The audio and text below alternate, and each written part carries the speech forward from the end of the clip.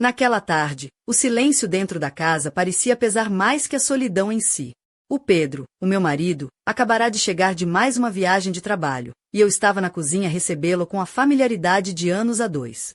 Um abraço rápido, perguntas automáticas sobre o voo, o peso dos dias sem um contato verdadeiro entre nós. Não era infelicidade o que sentia, mas um vazio confortável, como uma sala bem decorada, mas sem janelas para o mundo lá fora. Sabia que no nosso casamento não havia grandes dramas nem feridas abertas, apenas uma ausência constante de algo indefinido.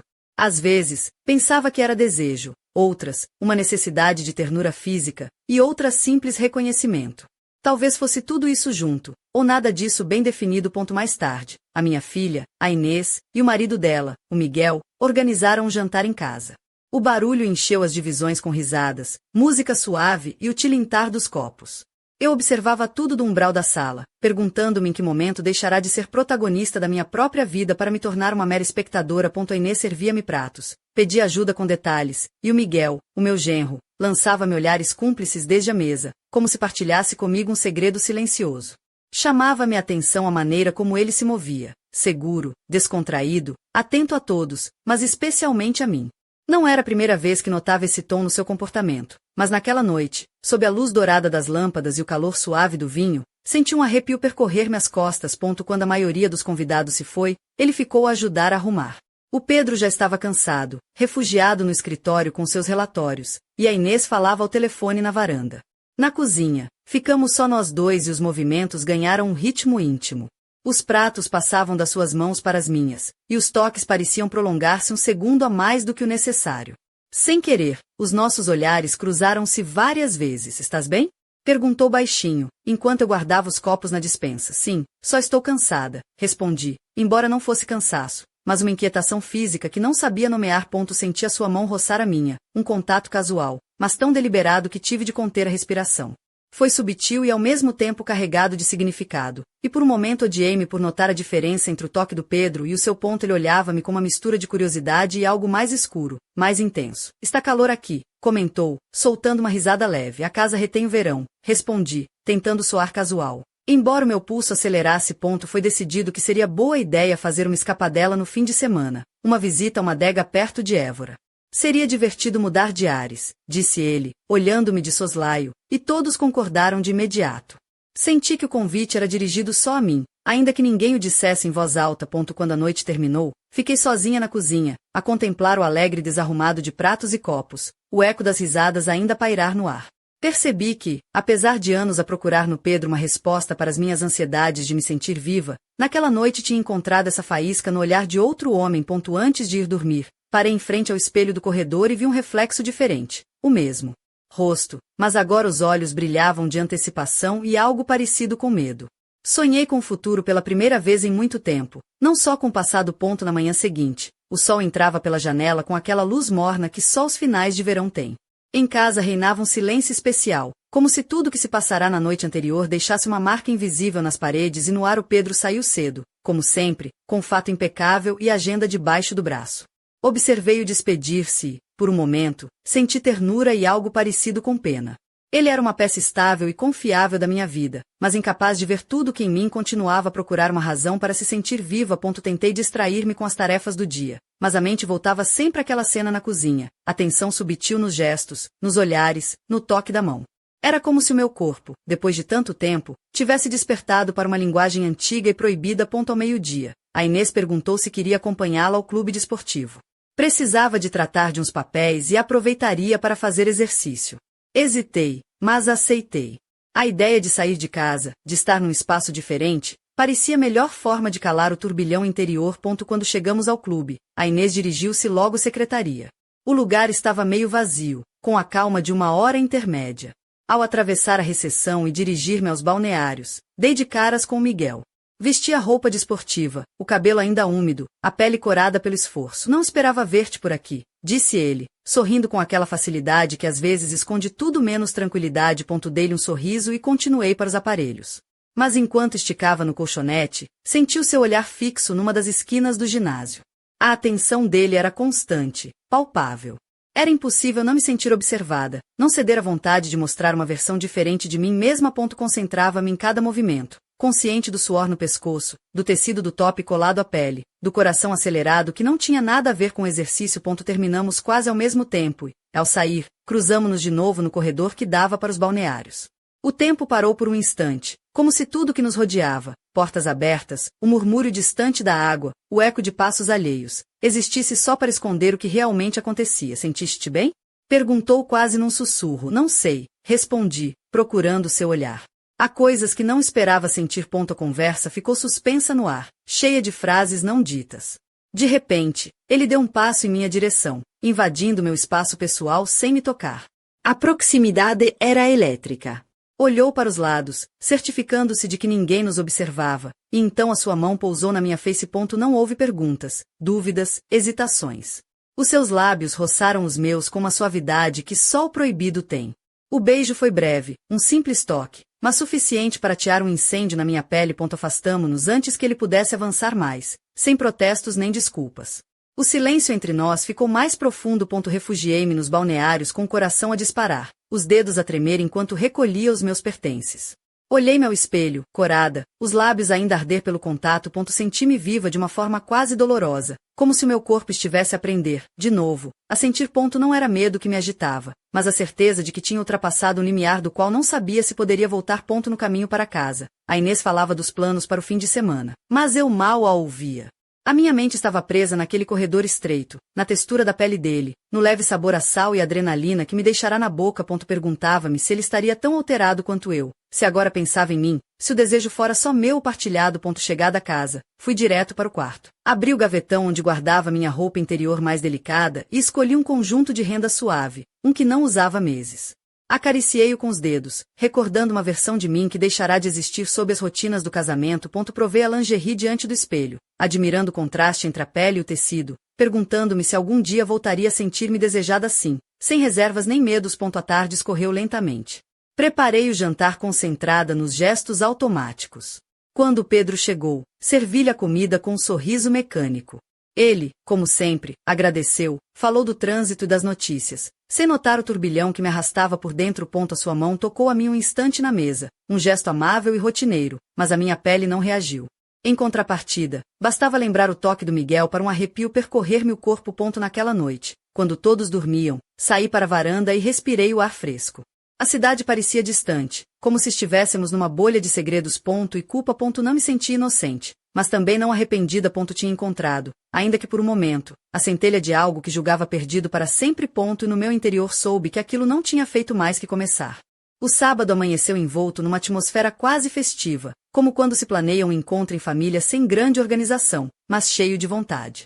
Na noite anterior, tínhamos combinado todos ir passar o fim de semana na quinta dos amigos da família, nos arredores de Monte Moro Novo, aproveitando o clima ameno e o desejo de fugir um pouco da azáfama da cidade. Pedro mostrou-se animado, a Inês parecia aliviada por ter tudo tratado, e eu agarrei-me aos preparativos como se a logística pudesse distrair-me do turbilhão que se acumulava dentro de mim há dias. Só quando subi para o carro e senti a vibração do motor sob os pés percebi que nada me salvaria do inevitável, o contato, a proximidade, o jogo perigoso de olhares com aquele homem que não deveria desejar. Durante a viagem, o Pedro conduzia atento a estrada, a rádio tocava música dos anos 80 e a Inês dormia no banco de trás. Eu permitia-me, de vez em quando, virar a cabeça para espreitar o outro carro, o do Miguel, que nos seguia de perto, às vezes demasiado perto. Sabia que ele também me observava pelo espelho retrovisor, embora os nossos olhos nunca tivessem coincidido.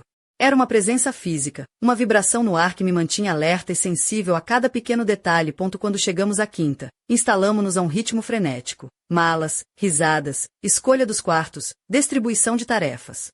A casa tinha um ambiente estranhamente acolhedor, com móveis de madeira rústica, janelas grandes abertas para o campo, e aquela luz dourada que invade tudo no final do verão. Enquanto Pedro cuidava do jardim e a Inês organizava as camas, refugiei-me na casa de banho, não por necessidade, mas para olhar o meu reflexo. Trajava roupas confortáveis, mas por baixo da blusa leve levava um conjunto de lingerie escolhido com uma mistura de pudor e expectativa. Não era para ninguém, ou assim quis crer, mas sabia que era um ato de rebeldia, um convite silencioso para me sentir viva. A tarde passou entre passeios pelo campo, histórias de verões passados e um almoço na varanda onde todos pareciam felizes e relaxados. Eu fingia, com uma destreza que até me surpreendia, fazer parte daquela bolha de normalidade. No entanto, cada vez que Miguel se aproximava, oferecendo-me água, recolhendo um prato ou fazendo um comentário banal, sentia um arrepio incontrolável. Era como se o ar entre nós se tornasse mais denso, carregado com uma eletricidade que só nós dois percebíamos. Quando a noite caiu, a casa encheu-se de aromas a lenha queimada e sussurros misturados com música suave na sala. Ofereci-me para ajudar a recolher a cozinha e, ao voltar, encontrei o Miguel a lavar as mãos. Houve um instante de silêncio, só quebrado pelo gotejar da torneira. Ele olhou-me de soslaio e sorriu com aquela tranquilidade fingida que ambos adotamos para sobreviver ao dia. Precisas de ajuda? Perguntou, aproximando-se tão lentamente que o tempo parecia esticar-se entre cada passo. Acho que consigo sozinha. Obrigada, respondi, sem me mexer do sítio, mas a cheirar o aroma do sabonete nas suas mãos, fresco e masculino, misturado com nervosismo sutil. Estava tão perto que podia sentir a respiração irregular, o leve tremor dos dedos ao pegar num prato que lhe entreguei. Tudo era sutil, perfeitamente dissimulado, mas os meus sentidos estavam tão apurados que cada gesto se tornava inesquecível. Saiu da cozinha no momento em que a Inês entrou à procura das sobremesas e aproveitei para lavar a cara. Precisava de me refrescar, de controlar o tremor interior. O resto da noite foi uma sucessão de cenas que pareciam flutuar numa irrealidade. O Pedro, de repente, mostrou-se mais carinhoso, procurando a minha mão debaixo da mesa, lançando piadas e recordações dos primeiros anos juntos. Notei o esforço, quase um súplica muda para recuperar algo que ele nem sabia que perdia. Senti um nó no estômago quando seus dedos roçaram os meus.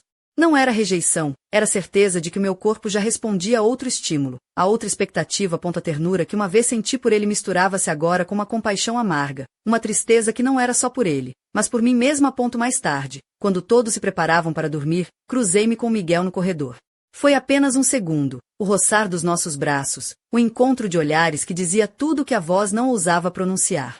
Ninguém viu, mas aquele instante ficou gravado na minha memória como uma promessa ou um aviso. Voltei para o quarto com o coração a disparar e uma certeza nova. O abismo entre o que devia e o que desejava crescia sem parar, e eu sentia-me perigosamente viva à beira daquele precipício. A casa mergulhou no silêncio, quebrado apenas pelo canto distante dos grilos e pelo murmúrio do vento nas árvores.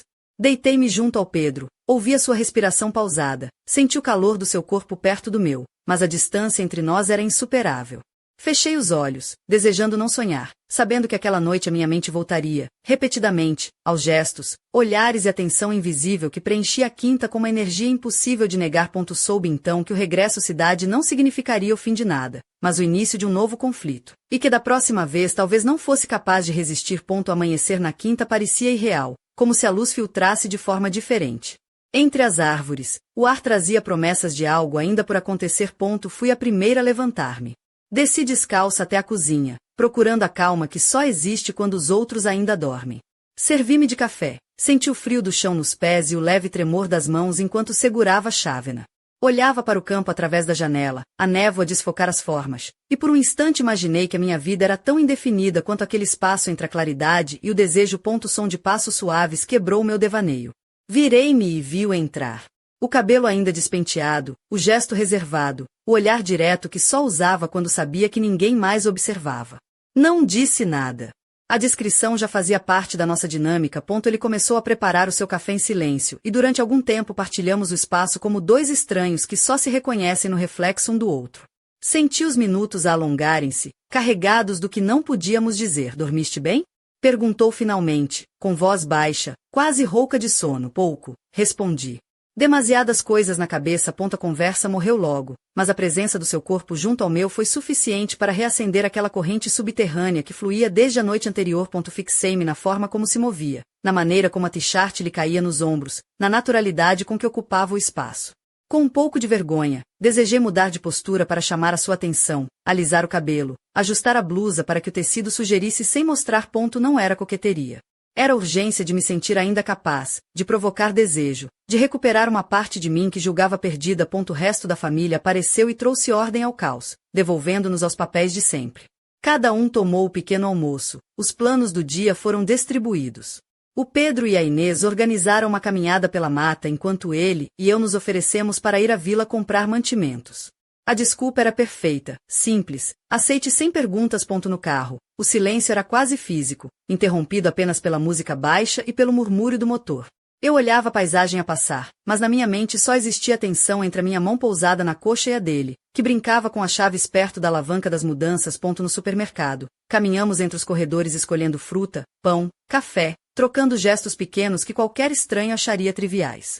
Para mim, cada toque dos seus dedos a pegar numa embalagem, cada olhar trocado por cima dos tomates era uma explosão contida. Surpreendi-me a alongar a estadia, a passear mais do que o necessário entre as prateleiras, a inventar desculpas para me aproximar dele. Num canto pouco frequentado, enquanto discutíamos sobre o melhor tipo de vinho para o jantar. Os seus dedos roçaram a minha mão com uma suavidade deliberada. Não afastei a mão. Estás bonita hoje, murmurou, como se o comentário fosse para si e não para mim. Saímos do supermercado com as mãos cheias, mas no carro a carga era outra. O peso das palavras não ditas, das fantasias partilhadas em silêncio. Tomou um caminho mais longo de volta, atravessando vinhedos e campos abertos. A meio do percurso, parou junto a um pequeno clareira, dizendo que precisava esticar as pernas. Descemos. O ar fresco era um alívio na pele, a relva úmida sob os pés. Apoiei-me na porta do carro, fingindo interesse pelo horizonte, enquanto ele se aproximava. Não devíamos continuar, sussurrei, sentindo a urgência na minha voz. Não, mas também não quero parar, respondeu. As palavras eram frágeis e honestas, e eu não soube como me proteger da sinceridade dele. O silêncio entre nós era denso, pesado com tudo que nos era proibido. Por um instante pensei que ele se aproximaria mais, que me beijaria ali mesmo, no meio do campo, à vista de ninguém, mas conteve. Regresso foi uma viagem de tensão controlada. Cada gesto, cada olhar alimentava a expectativa do que ainda não tinha acontecido. Ao chegar à quinta, tudo voltou à normalidade, mas eu já não era a mesma. Levava na pele o peso do desejo dele, a evidência da minha transformação. O resto do dia passou entre rotinas familiares, mas em cada momento, em cada sorriso que fingia para o Pedro, sentia o abismo a crescer dentro de mim. Quando a noite chegou, no silêncio do quarto de banho, escolhi a roupa com cuidado quase doloroso. Parei diante do espelho, ajustando o soltim de renda, retocando o perfume onde o pulso late mais forte. Não era só para ele. Era para mim, para a mulher que finalmente se atrevia a olhar-se no espelho e a reconhecer-se com desejo. A casa adormeceu sob o canto dos grilos, mas eu fiquei acordada muito tempo, a revisitar cada detalhe do dia, a sentir que a verdadeira vida, aquela que sempre imaginei impossível à minha idade, estava a começar a desenrolar-se à minha frente. A tarde na quinta avançava como uma corrente subterrânea, invisível para os outros, mas avassaladora para mim. Era a véspera do regresso à cidade, e todos pareciam ansiosos por aproveitar cada instante. O Pedro sugeria jogos de cartas na varanda, a Inês fotografava o pôr do sol, e eu movia-me entre tarefas banais, imersa numa expectativa quase palpável. O ar fresco do entardecer trazia aromas de terra molhada e flores silvestres, carregando uma eletricidade latente, como se o mundo estivesse prestes a sacudir-se. Não conseguia concentrar-me em nenhuma conversa, nem nas piadas familiares, nem nas rotinas do jantar, porque todos os meus sentidos estavam atentos, procurando a presença dele. Esperando por um momento a sós. Naquele dia, escolhi o meu conjunto de lingerie favorito, um de renda azul profundo que raramente usava. Prestei atenção aos pequenos detalhes, o perfume delicadamente aplicado nas clavículas, o cabelo apanhado com alguns fios soltos a enquadrar o rosto, o vestido leve que só marcava a silhueta quando a luz o permitia. Tudo era para mim, claro, mas o simples pensamento de uma olhadela sua, de uma reação inadvertida, mantinha-me em suspense. Deslizava pela casa como se participasse num jogo secreto, medindo cada gesto, cada distância. Foi durante a preparação do jantar que o acaso ou a vontade nos brindou com um momento a sós na varanda traseira. Os outros estavam ocupados na sala e na cozinha, a mesa ainda por montar, a luz a declinar, e a brisa a levantar as cortinas. Ele apareceu atrás de mim em silêncio, como se o nosso encontro estivesse marcado há muito. Não falamos no início, não era preciso. O silêncio pesava mais que qualquer palavra, e os nossos corpos pareciam falar uma língua própria. Apoiei-me na varanda, fingindo contemplar a paisagem, embora sentisse a sua proximidade. A sua mão roçou o meu ombro, deslizou pelo braço até entrelaçar os seus dedos nos meus. Não afastei a mão. Pelo contrário, senti todo o meu corpo a responder com uma antecipação dolorosa, uma espécie de gratidão silenciosa pela intensidade daquele toque. Estás, disse ele, mas não concluiu a frase. As palavras ficaram suspensas, como se a linguagem fosse incapaz de abarcar o que acontecia entre nós. Virei-me devagar, a tremer numa mistura de medo e excitação. O seu olhar não buscava aprovação, mas entrega. Sem pedir permissão, beijou-me. Foi um beijo diferente do primeiro, mais profundo, urgente, carregado de uma tensão sem saída. Era um beijo de risco, que sabia a possibilidade e perda, a tudo que poderia desfazer-se naquele instante. A varanda inteira, a casa inteira, o universo inteiro parecia reduzir-se àquele contato de bocas e ao calor das suas mãos na minha cintura. Separamos-nos abruptamente ao ouvir um ruído do outro lado da porta. Ninguém nos viu, mas sabíamos que o proibido tinha subido um degrau, que a linha que juramos não cruzar era agora uma sombra distante. Voltamos para dentro com gestos forçados, fingindo que nada tinha acontecido. Sentia a adrenalina pulsar nos pulsos, o rubor arder nas faces, e uma nova clareza mental. Não só desejava aquele homem, precisava dele. Não era vingança nem preencher um vazio matrimonial. Era um chamado do mais íntimo de mim, uma urgência vital que me fazia sentir jovem e perigosamente viva. Durante o jantar, quase não comi. O Pedro perguntou-me se estava bem, respondi com evasivas, culpando o cansaço. Notei na sua maneira de tocar a minha mão na mesa uma delicadeza que antes me parecia ternura e agora me soava estranha. Distante. Observei as suas tentativas de humor, a familiaridade com que falava de memórias partilhadas, e uma tristeza inexplicável invadiu-me. O contraste entre o amor rotineiro dele e a paixão clandestina que acabará de experimentar parecia cruel, quase violento. Naquela noite, dormi pouco e mal. A casa, habitualmente quente e protetora, transformou-se num labirinto de pensamentos e desejos inconfessáveis.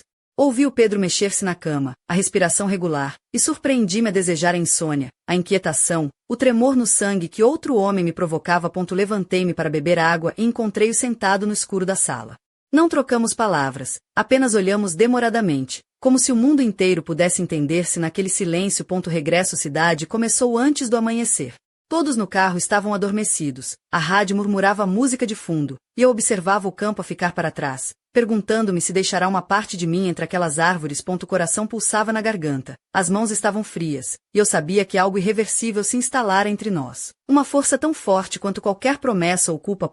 Não sabia como continuaria a viver com aquele segredo, nem quanto tempo conseguiria ocultá-lo, mas sabia que fingir indiferença, mesmo para mim mesma, já não era possível. Naquele regresso silencioso, desejei com mais intensidade do que nunca o próximo encontro. Embora não soubesse quando ou como seria. Voltar à cidade foi como mergulhar numa piscina gelada.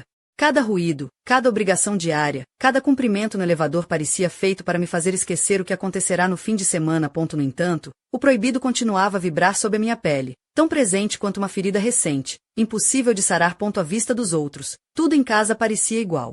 O Pedro chegava à tarde do trabalho, a rotina noturna dele era previsível como um relógio. A Inês passava a maior parte do dia nos seus assuntos, e eu movia-me entre eles como uma sombra, fingindo um controlo que estava longe de sentir. Na manhã seguinte ao regresso, forcei-me a retomar os hábitos. Organizei o armário, passei roupa a ferro, preparei refeições que ninguém agradecia verdadeiramente, mas a vida doméstica, que antes me dava a sensação de pertença, tornará-se estranha e sufocante. Cada objeto da casa, desde as chávenas alinhadas na cozinha até a cama perfeitamente feita, parecia acusar-me em silêncio. Comecei a reparar que a minha mente fugia constantemente para as memórias da varanda, dos seus lábios, da energia elétrica que surgira entre nós e que agora me mantinha em suspense. Tentei evitar pensar nisso. Tentei convencer-me que o que aconteceu foi um acidente, um deslize na solidão e rotina. Nos primeiros dias, mostrei-me mais próxima do Pedro, permitindo que se chegasse, forçando uma intimidade que já não me era natural. As suas carícias, que antes me confortavam, agora deixavam-me fria. O seu modo de me beijar, a sua pele, até o cheiro, tornaram-se estranhos. Por vezes, uma culpa sufocante apoderava-se de mim. Perguntava-me se seria capaz de continuar a farsa, se algum dia conseguiria olhar nos olhos do Pedro sem sentir-me uma impostora. Evitei o Miguel durante dias. Recusei convites familiares, inventei desculpas, evitei encontrar-me com ele em casa ou em reuniões. Mas ele não desistiu. Enviava mensagens curtas, perguntas sobre a família, ofertas para ajudar em qualquer coisa. Nas palavras dele sentia uma insistência subtil, um desejo de diminuir a distância que eu me esforçava por manter. Sentia que se lhe respondesse, mesmo que fosse um monossílabo, tudo iria reacender. Ainda assim, era impossível não pensar nele. Revisava o seu perfil nas redes sociais, procurava o seu nome nas conversas diárias, analisava cada encontro casual na escada, cada olhar cruzado à mesa de jantar, como se daquelas pequenas coisas dependesse a minha sanidade. Numa tarde, enquanto limpava a cozinha, ouvi a porta da frente abrir-se. A Inês chegou primeiro, mas atrás vinha ele, carregando caixas. Fingindo estar ocupada, continuei com os pratos, mas ele aproximou-se e pousou a caixa na mesa, demasiado perto de mim. Senti o seu olhar percorrer o meu rosto, a sua presença preencher o espaço entre nós. Precisas de ajuda? Perguntou baixinho. Estou bem, obrigada, respondi, sem olhar diretamente para ele. Ficou ali um momento, o silêncio tão denso que quase podia tocá-lo. Senti a urgência de lhe pedir que se fosse embora, que não podia, que não devia, mas as palavras morreram na minha garganta. Quando finalmente se afastou, senti um vazio imediato, uma tristeza que pesava nos ombros. Naquela noite, depois do jantar, encontrei uma mensagem sua no telemóvel. Não consigo parar de pensar em ti. Apaguei a mensagem, mas a frase ficou tatuada na minha memória. Os dias seguintes foram uma montanha-russa emocional. Chorava na chuva do duche sem motivo aparente, irritava-me com pequenos barulhos, com a risada da Inês, com as perguntas inocentes do Pedro sobre o meu dia. A cidade que antes me dava anonimato e alívio tornou-se uma prisão de cimento e horários. As mãos tremiam ao preparar o café, o coração saltava cada vez que o telemóvel tocava. Sabia que tinha de decidir, continuar a fugir daquele desejo, fingindo que podia voltar atrás, ou enfrentar a verdade e aceitar que a vida que construíra já não me pertencia. Naquela noite, enquanto Pedro dormia ao meu lado, compreendi que a maior infidelidade não era física, mas emocional. Tinha deixado de lhe pertencer muito antes de beijar outro homem. E pela primeira vez senti medo do que seria capaz de fazer para me sentir viva outra vez. Olhei-me ao espelho antes de me deitar.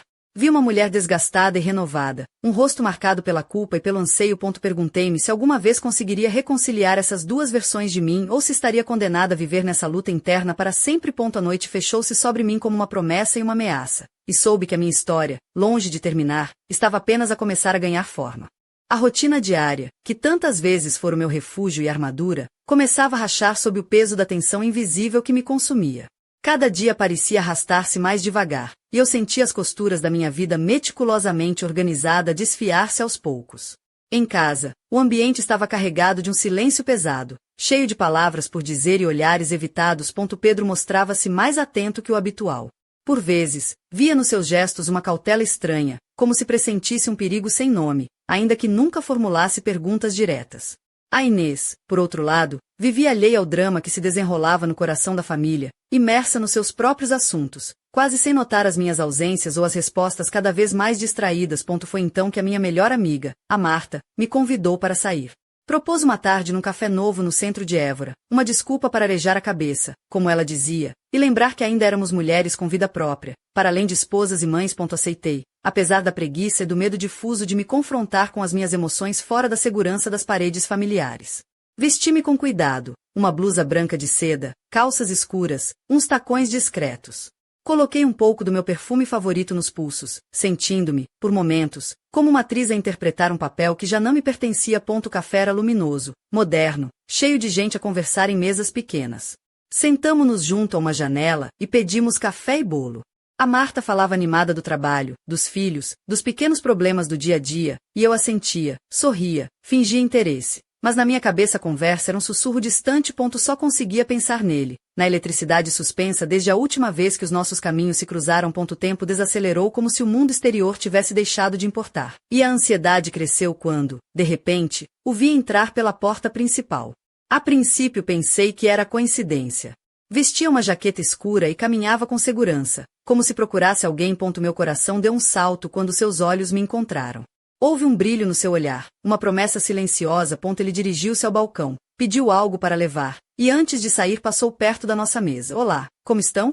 Disse, cumprimentando-nos com um sorriso que só eu soube decifrar. Senti o olhar inquisitivo da Marta, aquele sexto sentido feminino que percebe o que eu não dizia. Esperou que ele se afastasse para se inclinar sobre a mesa e sussurrar. Algo que eu deva saber? Pareceu-me que ele te olha de forma diferente. Neguei com a cabeça, desviando o olhar para o prato, mas a inquietação cresceu. Não conseguia esconder o tremor nas mãos nem o rubor nas bochechas. A Marta continuou a conversa como se nada, mas o ambiente entre nós mudou, carregado de suspeita e uma estranha cumplicidade. Senti que em qualquer momento ela poderia perguntar algo que eu não saberia responder. Naquela tarde, ao regressar a casa, encontrei uma mensagem dele no telemóvel. Não consigo estar longe de ti. Diz-me quando nos vemos. O texto era breve, mas o impacto devastador. Sentei-me na beira da cama a ler aquelas palavras repetidamente.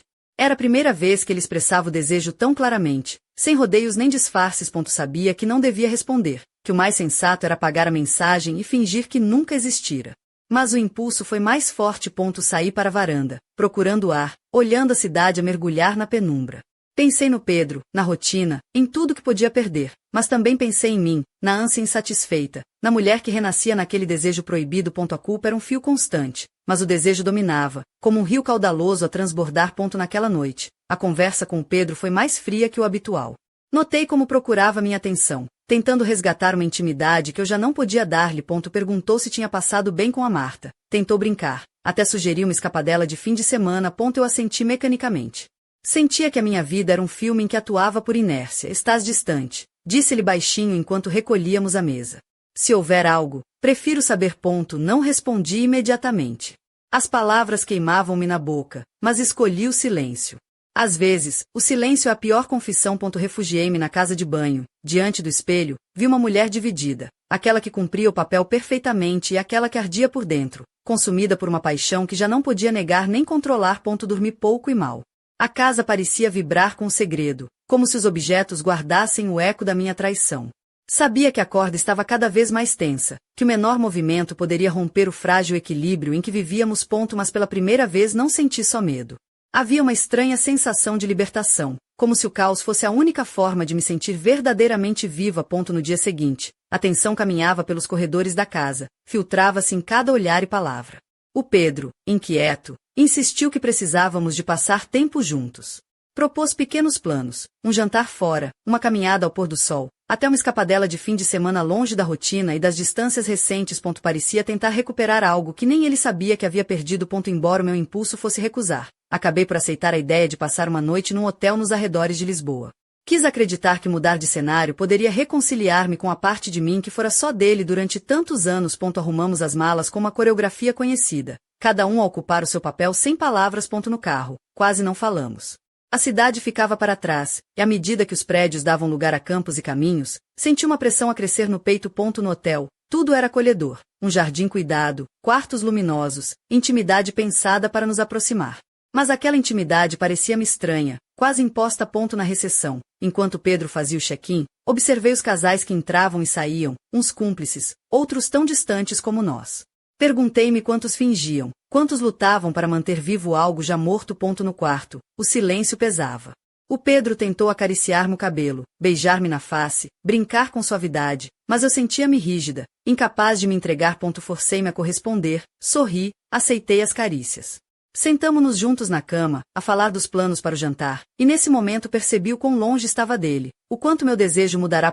Doeu, não por ele, mas por mim, pela incapacidade de voltar a ser a mulher que fui durante tantos anos, pela distância irremediável que agora me separava do meu próprio passado. Depois do jantar, caminhamos pelo jardim. O Pedro falava de memórias, viagens passadas, sonhos antigos.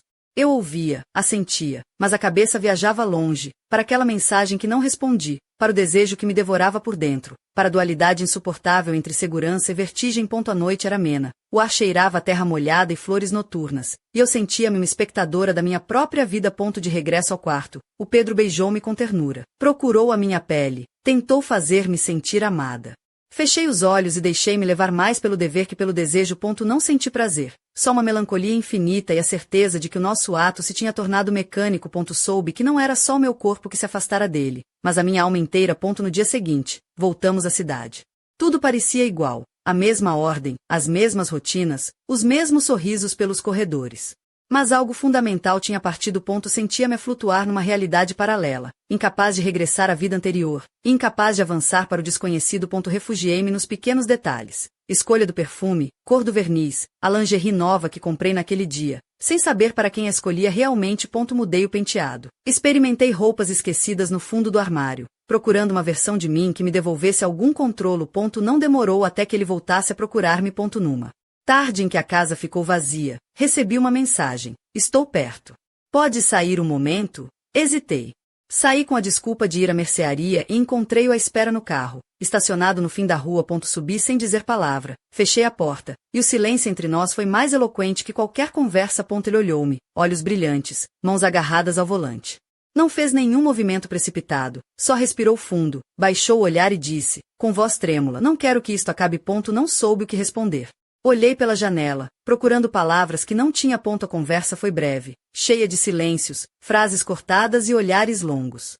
Falamos da impossibilidade, do medo, do desejo que não diminuía com a distância. Pela primeira vez senti que não era só um jogo de corpos, que o que tínhamos ganhará uma profundidade inesperada e perigosa. Voltei para casa transformada. Embora nada no exterior denunciava o terremoto interior. Naquela noite, ao olhar-me ao espelho, vi nos meus olhos a sombra de uma escolha pendente, de um futuro incerto que já não podia evitar. Perguntei-me quanto tempo mais conseguiria sustentar aquela vida dupla.